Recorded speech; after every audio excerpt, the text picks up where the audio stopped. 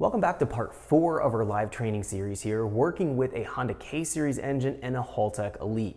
In this training module, we're going to be exploring how to dial in our low cam or non-VTEC part throttle operation. This is where we spend the majority of our time, so we want to make sure that the fuel, spark timing, and variable cam control are 100% dialed in. Without further wait, let's jump in so we can check this out.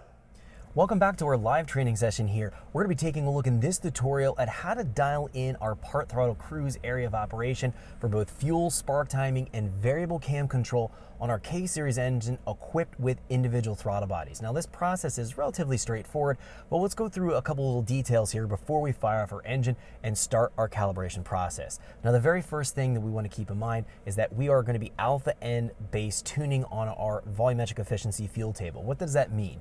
We take a look at our fuel table here. We're going to base on fuel load. We've set our fuel load in our parameter section for throttle position. So we can see here, as I start to give it throttle, our cursor is going to be tracing in the table, and that's going to be looking up what our volumetric efficiency value is going to be, and essentially our air mass estimation.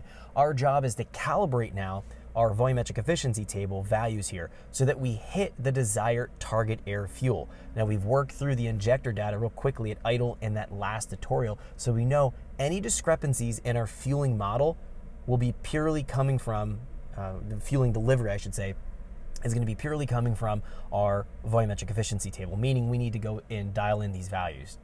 Essentially what we want to do is dial in the values so that the closed loop compensation is correcting as least amount as possible. Plus or minus 5% is our goal. So we're going to be watching what our short-term fuel trim is doing in our closed loop correction, and we'll be adjusting our sell points accordingly. There's a couple different ways we can go about doing this.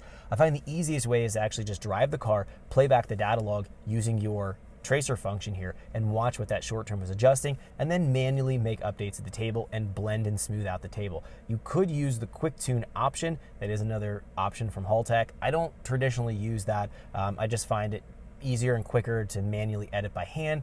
But again, I've covered how to use that quick tune feature in the main training course. If you'd like to do that, you can definitely go ahead with that option. I'm not going to do that. I'm going to do manually scaling it out based on that log data. Again, I find it a little bit to be faster and just overall more effective.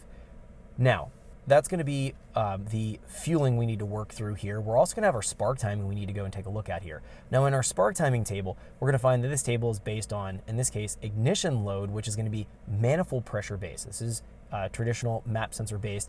This table should be fairly close already in our normal cruise area of operation. So right around, in this case, negative 29, which is full vacuum, up to about negative 16. These values should be ballpark. In fact, they're probably a little bit more conservative than you need to be, but that's fine. We'll work through these in this tutorial. And then as we get into the higher throttle angles here, we're going to work at that at the next tutorial, doing our full throttle tuning process on our low cam or non-VTEC of operation. So right now we're just strictly doing part throttle. So we're going to go through and take a look at the very end of the tutorial, trying to calibrate these spark timing values and seeing if we can optimize them a little bit further, but we'll find that they should be reasonable starting points. Anywhere part throttle in the 20 to probably 15 inch vacuum range, anywhere between 30 to 35 degrees of timing is reasonable for spark timing on a K-Series engine. Obviously we need to reduce it as our load goes up, but we'll deal with that as we go into full throttle, and then we can do a blending function between the different load ranges, different map sensor ranges here. So this is technically what we're doing here is an alpha N style strategy for tuning. We're using alpha N for a hybrid alpha N, I should say. We're using alpha N for fueling. We're using manifold pressure for spark. We could just use throttle position for spark and do full alpha N, but it doesn't really need to be full alpha N. I do this quite often with ITBs. I keep ignition load as manifold pressure, and then the fuel load as throttle position. It works out just fine. So we'll work through that, work through these values here, but these are going to give us reasonable starting values to get going in our tuning process here to get things calibrated. Now, one last variable that we need to account for, that's going to be the variable cam timing. We have the variable cam timing on a K-Series engine that we need to populate, need to tune out. This table here is based on throttle position versus engine speed. Now, when we're traditionally dealing with the factory ECU, we're going to have manifold pressure as our table input, and then we can bias our variable cam timing based on the overlap we want to run with our variable cam timing, the target here. So if we have a higher positive value, from 0, that means we're adding more overlap in, and we're going to be getting a reduction in pumping loss, better fuel economy at part throttle, and ultimately more engine response and engine torque output. 30 degrees is the sweet spot for any K-Series engine in the part throttle, and it doesn't matter which camshafts you have installed, stock cams, aftermarket cams. 30 degrees is about what we want to shoot for. It gives us good economy, good throttle response, good torque output, and just overall more efficiency out of the engine.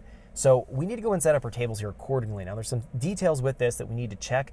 Let's talk about that real quick. We need to configure this table before we start to do our part throttle tuning, because if we do it afterwards, let's say we change our values from 0 to 20 or 30, it will affect our fueling, and then we have to go back in and adjust our VE table, because the variable cam timing affects our cylinder filling, which affects our torque, which affects our volumetric efficiency, which affects our fueling. That's why we want to go and take care of this right off the bat. Now I want to configure this table in a slightly different format. Thanks for checking out our teaser clip. If you want to see the rest of this video and more than 500 hours of current EFI training we have to offer, make sure you click right here. If you want to go and check out more teaser clips from this training course, click here, and you don't want to miss any of the videos we're going to be releasing on this channel, so make sure you subscribe and click here. Thanks for watching, and I'll see you guys later.